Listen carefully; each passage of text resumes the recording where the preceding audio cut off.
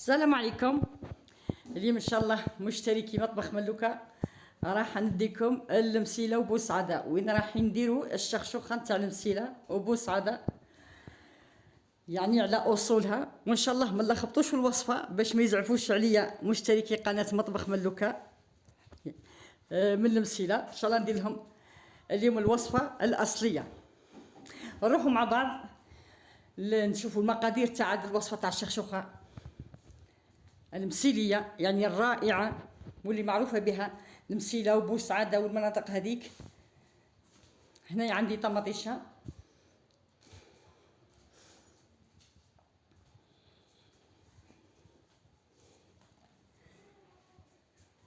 والوصفه هذه يعني عطاتها لي وحده صديقتي يعني من المسيله، وحنا مادام رانا في هاد الايام تاع العيد راح نديرها لكم ان شاء الله. انا هنا قلت لكم زوج حبات طماطيشه نربيوهم في الاشوار.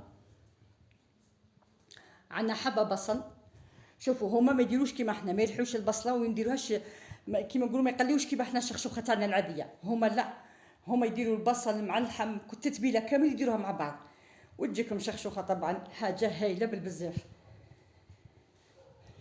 هنا قلت لكم نقطعوا البصله تاعنا شرائح. انا استعملت حبه كبيره في المقادير، في المقادير اللي راح نديرهم استعملت حبه كبيره. كل ما تكون الكميه كبيره نزيدوا، كل ما تكون صغيره نصغروا. هذه هي حسب الافراد العائله او حسب الضيوف تاعنا اللي نعرضوهم. هنا نبقى نقطع في البصل تاعي شرائح رقيقه باش تطيب لي.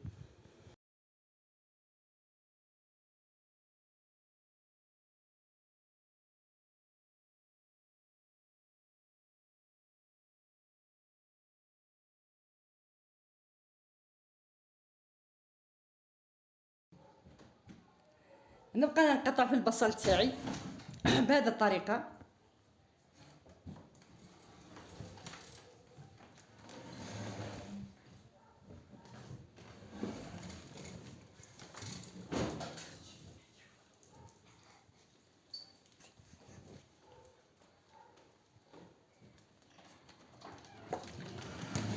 وهنا عندي حوالي 6 أو 5 حبات ثوم نقطعوهم ثاني كيما نقطعوا البصل، نرقوه شويه الثوم.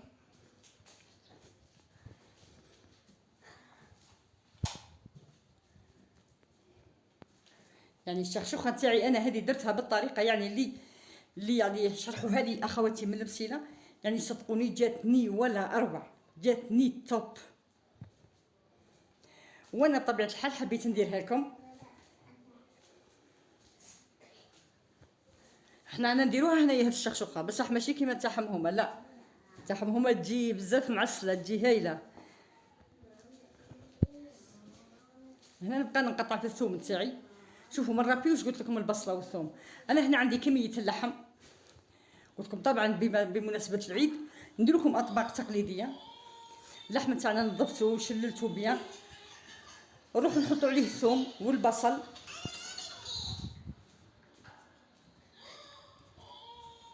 وعندنا البهارات. الشخشوخه هذه تحب البهارات. وعندنا الطماطيشه اللي كنت ربيتها زوج حبات او حبه كبيره.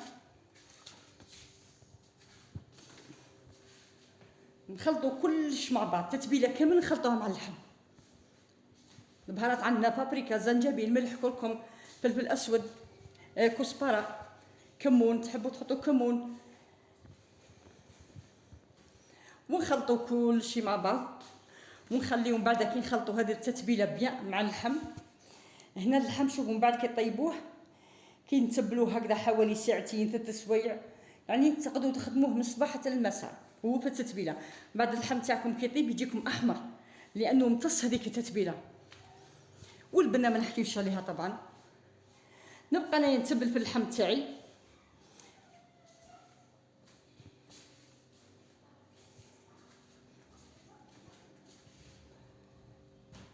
تبلوه مليح ومن بعد نغطيوه ونخليوه. قلت لكم قد ما نخليوه يتبل قد ما يجينا بنين. كي يكون عندنا الوقت نتبلوه من الصباح.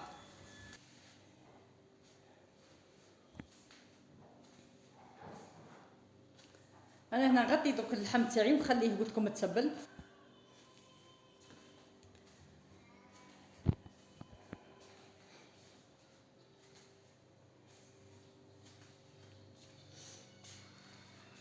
وهنا انا خليت اللحم تاعي مده، ومن بعد عاودت رجعت نزيد نخلطو كامل كيف باه نزيدو نتبلوه بيان.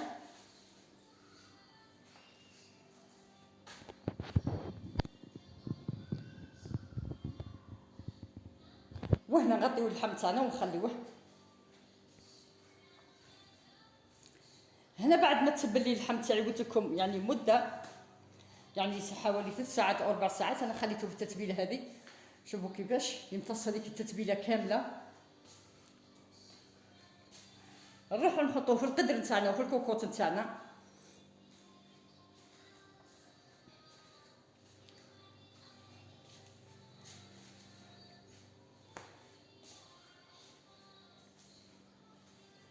وهنايا شوفوا اللحم دائما نقول لكم كي نحطوه يتقلى نخليوه 20 دقيقه، قل من 20 دقيقه ما يعطيناش النتيجه اللي نبغيوها حنايا. لازم 20 دقيقه باش اللحم تاعنا يمتص هذيك التتبيله، ومن بعد كي يطيب لنا كيما قلت لكم يجيكم احمر. هنا نخليو اللحم تاعنا راه عنده 20 دقيقه ويتسبل. ملعقه السكر هذه لابد منها في الشخشوخه المسيليه، لازم نديروها.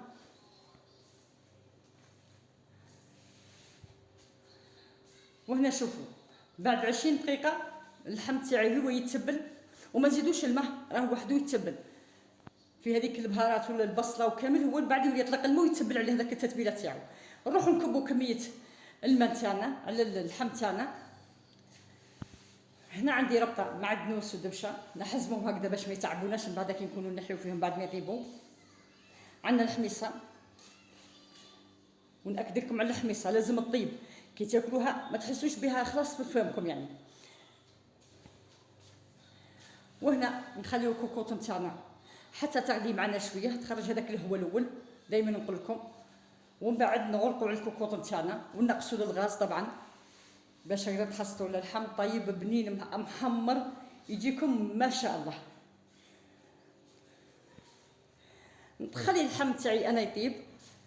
وهنا شوفوا بعد ما طاب لي اللحم تاعي، انا دائما اللحم تاعي طيبوا على نار قليله، على هذيك يطيب لي الزبده. والوقت اللي نعرفوه يطيب فيه الماكله تاعنا رانا خلاص درسناه ما بقناش. هنا نحيت انا اللحم تاعي من المرق وحطيته في قدره اخرى، وزدت رشيت عليه شويه ملح. تعرفوا اللحم يحب يجي شويه ملح، رشيت عليه شويه ملح وحطيت معاه الحميصه هذيك والبصل هذيك اللي كنا نحيناها ثاني مع اللحم، ونزيدو نروحو نرشوا عليه شويه صوص من المرق تاعنا اللي وجدناه، ونحطوا اللحم تاعنا هذا يتحمر معنا كيما نقولوا يتجمر معنا في القدر. ما كثروش الصوص، قيس ما يمتص برك باش هكذا يزيد يجينا احمر ويزيد يجينا بنين بالبزاف. هنا نغلقوا عليه ونخليوه يتحمر معنا. هنا التحمير هذه ما نقصوش الغاز، نطلقوا الغاز تماما باش تنثم يمتص لنا الصوص ويبقى لنا اللحم تاع الشخشوخه هذه بالذات يبقى لنا اللحم طري. وهذه هي النتيجه. شوفوا كيف خرجت لنا، يعني درنا طبق اخر باللحم ونخليوه في القدر تاعو هذا. ومن بعد كي نكونوا رايحين نحضروا العشاء لازم نحطوا اللحم تاعنا سخون. هنايا عندنا الشخشوخه المسيليه الاصليه يعني تاع المسيله، هذه هي. شي نهار ان شاء الله بربي ندير لكم عليها فيديو كيفاش نخدمها انايا، يعني تجي هايله تجي هايله.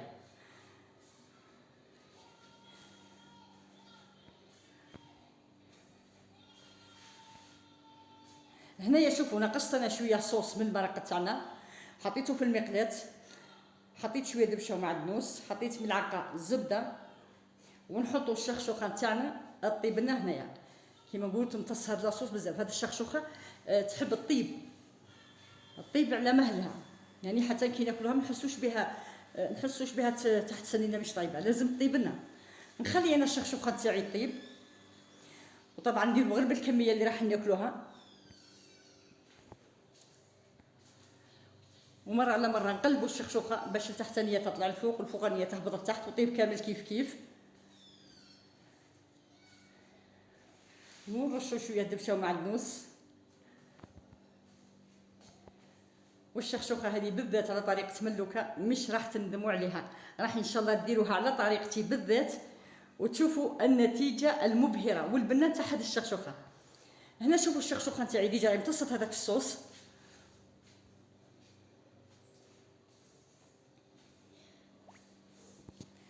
وشنو الشخشوخه هذه تحب تكون حاره، اللي مش راح ياكلها حاره مش راح ياكل شخشوخه. ونروحوا طبعا هاي وجدت لي الشخشوخه نتاعي بهذه الطريقه، نحطوها في الصحن تاعنا. شوفوا كيفاش تجينا، ما تنشفوهاش كامل من الصوص، ولا نشفت لكم الصوص وما طابتش تقدروا تزيدوا الصوص، تزيدوا حتى تحصلوا على شخشوخه طايبه. وهذه هي النتيجه تاع الشخشوخه تاعنا، الله يبارك. ما نقدرش نوصف لكم البنه تاعها كيفاش جات، علامه. شكرا لاخواتي ناس المسيله. نزينوا الطبق نتاعنا. وهذا هنايا اللحم تاعنا اللي كنت انا جمرته في القدره وحده بعد ما نحيته من الصوص. شفتوني كيفاش جمرته، يعني ثاني جاني طري وجاني طيب، حتى الحميصه طابت زبده. وهذه هي النتيجه. شوفوا كيفاش العظم لازم ينصلنا على اللحم.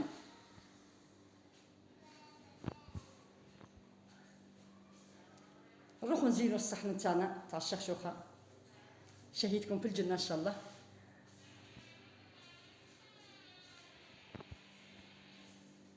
هذا هو اللحم تاعنا، شوفوا كيفاش طاب معنا، يطيب معنا زبده. وهذا ما ينشفش، قلت لكم هذا نجمروه في الصوص باش يبقى لنا طري. شوفوا كيفاش طاب معنا، يعني العظم يفصل على اللحم. والبنه ما نحكيش، قلت لكم حاجه ولا اروع. وهذا هي زينا الصحن تاعنا تاع الشخشوخه بصحه ضيوفي.